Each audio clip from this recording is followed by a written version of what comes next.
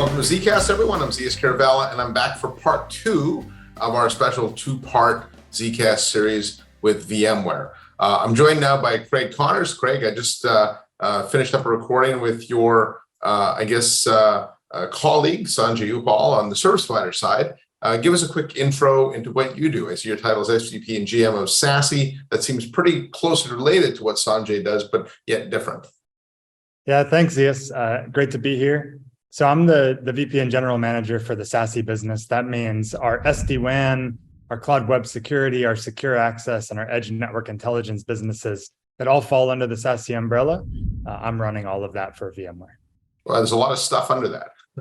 And so in the discussion with Sanjay, we talked a lot about both multi-cloud and edge. And I do believe that the world's actually going to move that way. I think businesses do want to have some freedom of, where they put their content. I think we're putting more data in more places. Edge, certainly has a lot of obvious benefits. But what are some of the challenges that creates from an access perspective?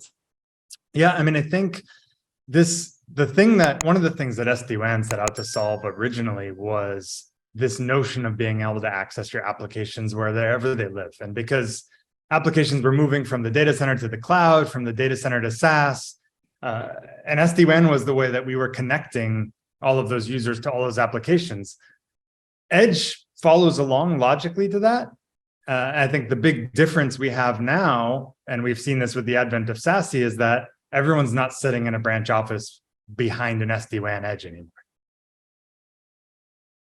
Yeah, actually that's true, and certainly from all the data, it looks like it's going to continue that way.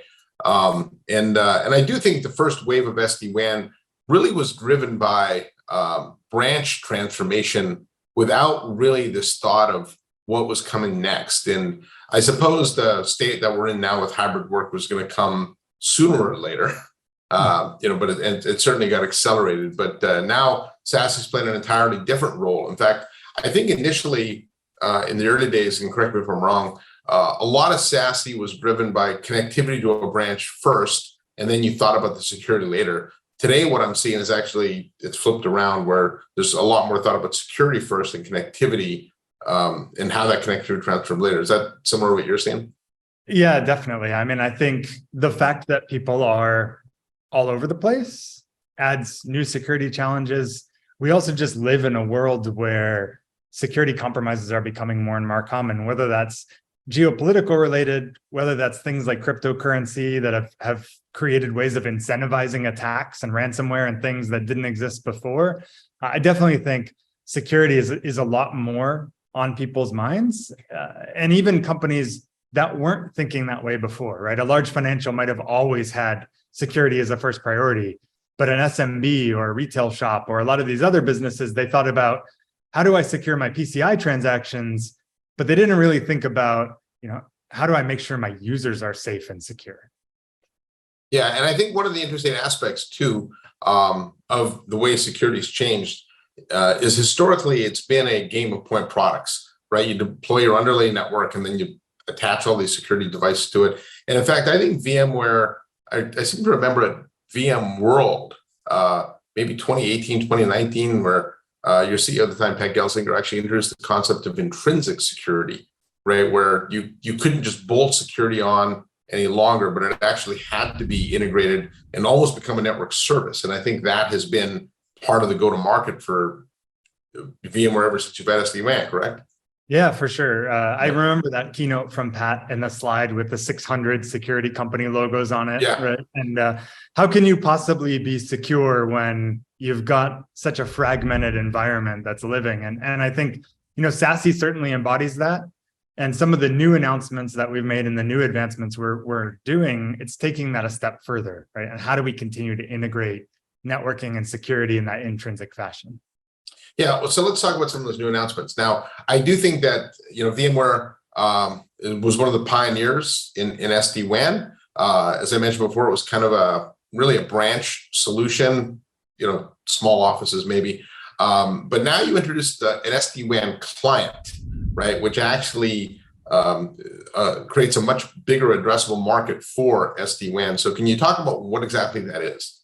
Yeah, I mean, I think, with the advent of SASE, with the shift to remote work post-pandemic, we really saw a huge adoption of zero trust network access as a way to connect users securely that are remote.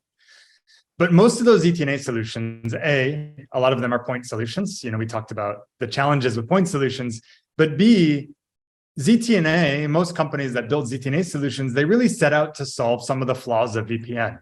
And not to say that those aren't noble and important things to solve, right? Getting the least privilege, building user identity and user-based policies and things like that, very important. But if you think about what SD-WAN set out to solve around how do I manage at scale? How do I get visibility into what's happening for an end user? How do I improve the quality of last mile connectivity?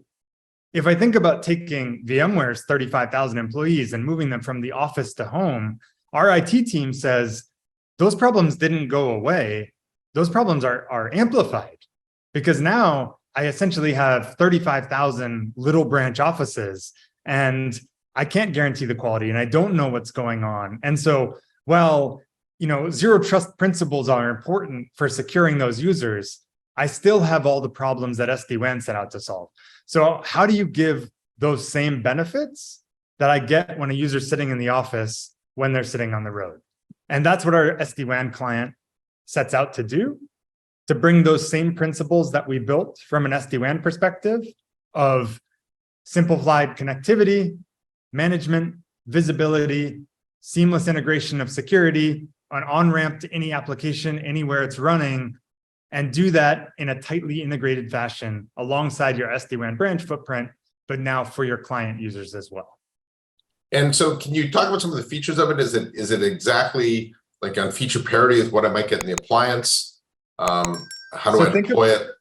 Yeah, so think about any market leading sort of remote access ZTNA solution you might get, like a Zscaler private access, that same feature set. That's obviously the building block for any remote access solution that you're going to build in the market today. And then on top of that, we layer on profile-based automation, similar to what we have in the edges. It's built into a single pane of glass alongside your SD-WAN policy management. So I can manage my user policies the same way, whether they're in the branch or on the road. It's integrated with our Edge Network Intelligence, which is our AI ops solution, to give you visibility into Wi-Fi performance, application performance, proactive notifications about what's going on with the user.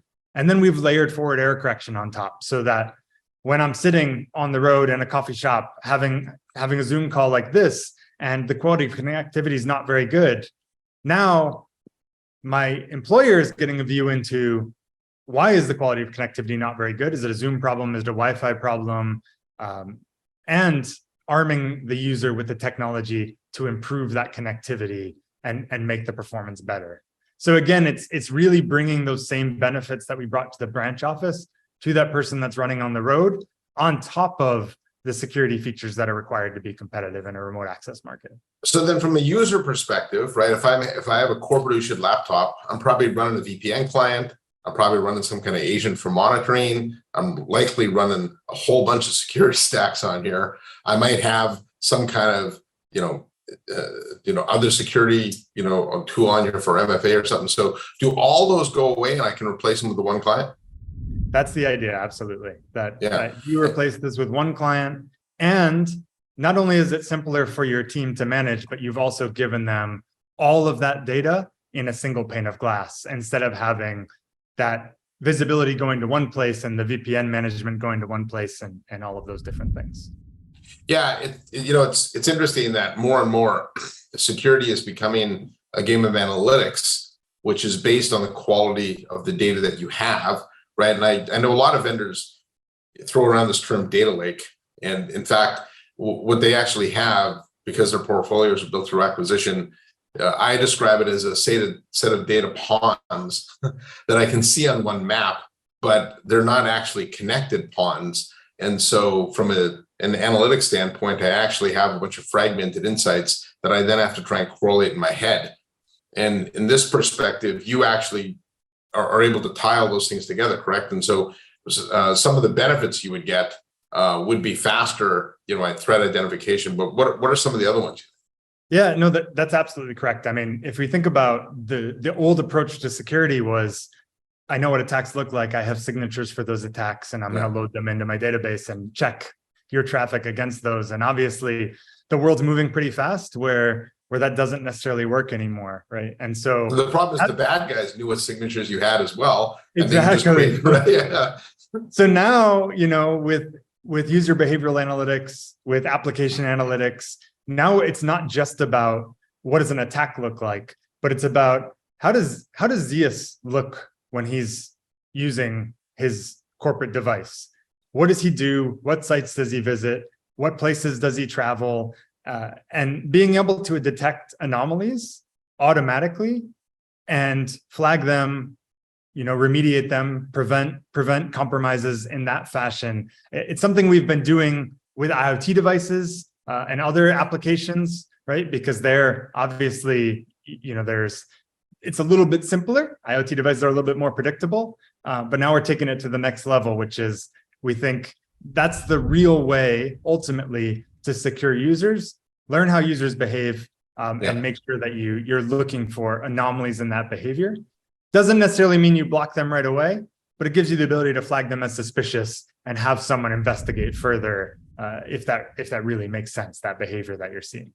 And while you said IoT devices are pretty predictable, I actually think most users are pretty predictable. I think 90% of users do the same things day after day after day, right? And so it actually, now you may have one user that perhaps changed jobs or something like that within a company, and so the behavior would be different. But to your point, just being able to quarantine the user and start the investigative process certainly gives you a leg up, right? Than trying to do it the old way. So absolutely. Now, I did want to ask you about single vendor versus multi-vendor SASE. And so there's, SASE is kind of a funny definition or term, like edge and like multi-cloud, which tends to get overused. Lots of people throw around the term SASE. Is SASE something a single vendor can actually deliver, or is this something that's likely to go multi-vendor? And then how do you handle, all the partnerships you have? So, I mean, I think there's two sides to this argument, because people focus a lot on the technical side of the argument, and they say, VMware was a networking vendor that's becoming a security vendor, or Palo Alto Networks was a security vendor that's becoming a networking vendor, or something like that, right? But I think the technical problem, we know how to solve those problems, right? And I do think that the leading SASE solutions are perfectly capable, just like VMware's, of delivering a single vendor solution. But there's a flip side to this as well, which is we have generations and generations of a SOC and NOC being a different team, the network and security teams being a different buying center on a different billing cycle with different relationships they've built. And so while we see the need to bring network and security closer and closer together, as we look ahead, just because of the way these threats and challenges are emerging, it's not just about building a product that can serve those needs, but it's also about the buyers and the customers and the service providers and everyone evolving to this model where network and security converge. And so I think for the foreseeable future, we'll still have both single vendor and dual vendor approaches to delivering SASE. And it's something that we, VMware is obviously always historically said we're the Switzerland of whatever, and we'll play with anyone. And we've continued that approach, throughout our SD-WAN and SASE evolution. We have partnerships with, Zscaler and Palo Alto Networks and other vendors where we bring the solutions together, we certify them together, we deliver dual vendor solutions to our customers. So I think the reality is that dual vendor is not going away overnight. I do think single vendor is the future, but when you're looking at either side, if you're looking at SD-WAN, if you're looking at security services edge, you should be looking at a vendor who's willing to accept that both approaches are valid ways of doing things and isn't trying to lock you into their one, unique ecosystem. Because I do think the flexibility is very important.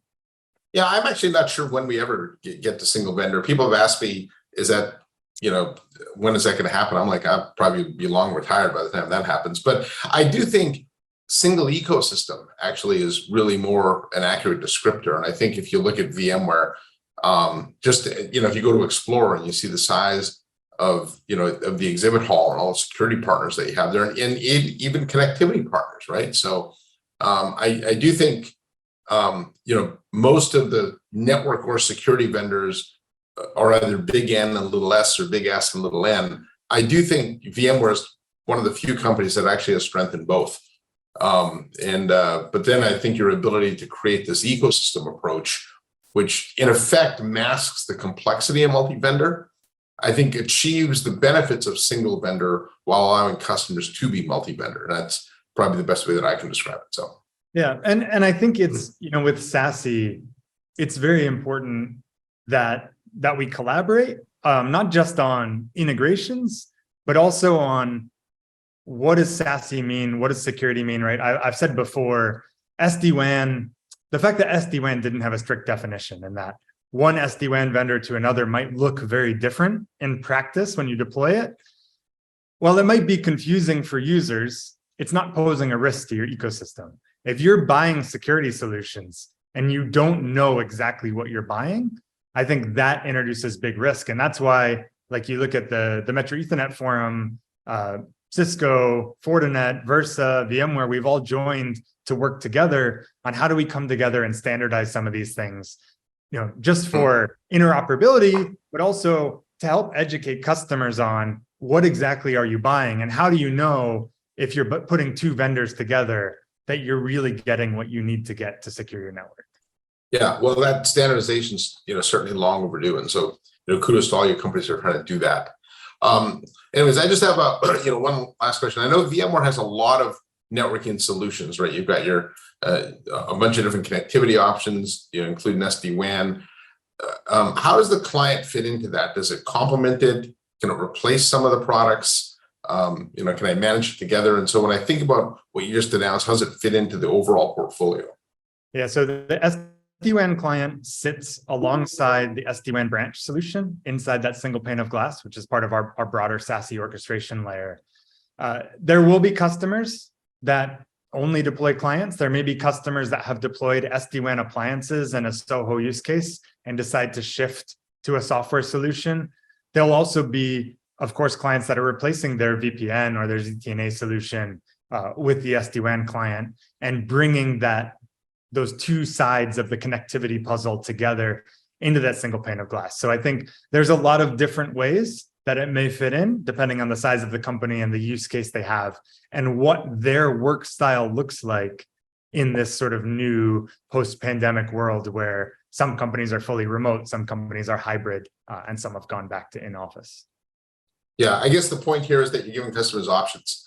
And so if I'm a branch office of one, I can use the client, I could use appliance. If I'm, 3 or 4 people that randomly come together, they could put up an appliance or they could all work off a client. It's really up, I think what you're saying is really up to them and the way they work. That's right. Yeah. Absolutely. All right, Craig. Well, thanks for the education there on what you're doing on the client side and the importance of multi-vendor SASE. Anything else you want to add? And no, just thanks for having me, Zeus. It's always good to be here and look forward to talking to you again as we continue to advance on this path. Yeah. Okay. All right. Well, then thanks for being here. Again, everybody, if you're watching, don't forget to hit the subscribe button. I'm Zeus Kerravala on behalf of Craig Connors. Thanks for joining us, and we'll see you next time on ZKast.